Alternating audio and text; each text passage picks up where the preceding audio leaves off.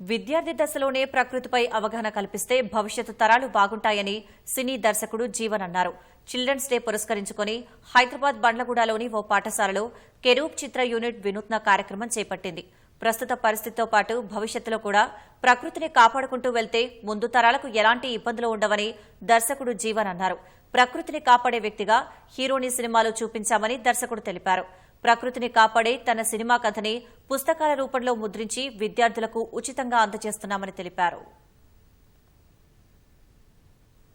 Children's day రోజు comic launch release చేయాలనుకున్నాం మా సినిమాకి సంబంధించింది. సో నేచర్ ని, ఈ పంచభూతాలను సపోర్ట్ చేస్తూ ఎవరైతే ఈ నేచర్ ని కాపాడే వాళ్ళను సూపర్ హీరో అని మేము ఒక ట్యాగ్ లైన్ తో వచ్చాము. ఎందుకంటే అందరూ సూపర్ హీరోసే, బట్ నేచర్ ని ప్రొటెక్ట్ చేసే వాళ్ళు మేము తీసుకున్న ఒక సూపర్ హీరో నేచర్ ని ప్రొటెక్ట్ చేసే అతను. సో అందుకే ఈ కామిక్ లో నేచర్ ని ప్రొటెక్ట్ చేసే ఒక క్యారెక్టర్ ని పెట్టి ఒక పిల్లల్ని, స్కూల్ పిల్లల్ని పిక్నిక్ వెళ్ళినప్పుడు ఆయన కలిశారు అన్న బుక్ ని మేము స్టోరీనే, మా మూవీ స్టోరీనే ఇది ఒక చిన్న టీజర్ లాంటిది. సేమ్ థీమ్ నే మేము ఈ బుక్ లో రూపొందించి పిల్లలకు అందాలని కోరుకుంటున్నాం. ఎందుకంటే ఫ్యూచర్ నేచర్ అంటే ఏంటిదో వాళ్ళకి తెలియాలని చెప్పి చేశాము.